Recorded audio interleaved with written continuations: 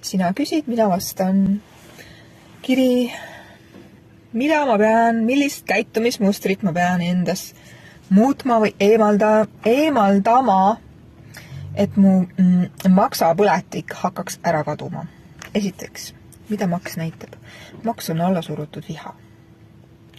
Mille või kelle suunas ma viha tunnen, mida ma ei ole suutnud senini kogeda, mul ei ole lubatud kogeda, ma ei ole julgenud kogeda, ma ei ole saanud kogeda, mul ei ole olnud võimalust väljendada. Mis viha see on? Sa saad siia ausalt otsa vaadata endale, brutaalse aususega, ja sa saad tõe.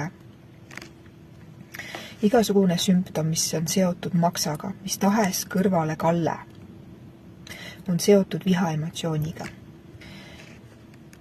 Ja kuna sellel hetkel, kui meil see tunne kehasse tekkis, kus me oleksime tahtnud väljendada viha, me ei saanud, me keerasime selle lukku, siis füüsiline reaalsus hakkab sulle tooma erinevaid võimalusi, kus sind suvaline inimene ajab vihaseks, midagi trigerdab, sa lähed keema tühja tähja peale ja sa hakkad seda alla suruma, sest sa saad aru, et asi ei ole nendes.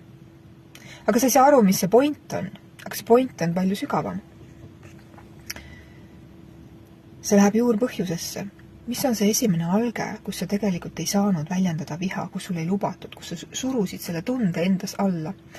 Aga kuna sa ei saanud seda tunnet lõpuni kogeda, sest võib-olla ei lubatud, oli ohtlik või sa otsustasid nii, siis see tunne ja see frustratsioon ei kao sinu kehast mitte kuskile ja see hakkab peegelduma mis tahes maksa sümptomina.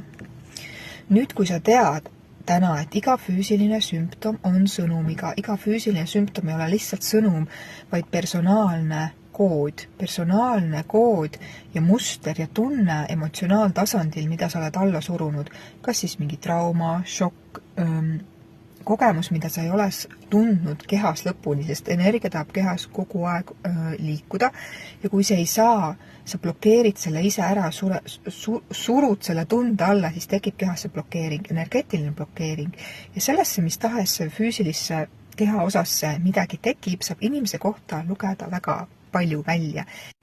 Ja nüüd, kui sa tead, et igasugune maksateema on seotud allasurutud vihaga, siis sa saad hakata seda tervendama. Ja nii, kui sa selle juurpõhjuse kätte saad, selle emotsiooni keha tasandil vabastad ja sa tunned seda kogu oma kehaga, kui sa oled midagi ära vabastanud, sest tervenemine ei käi mitte kunagi läbi mõistuse, vaid läbi keha.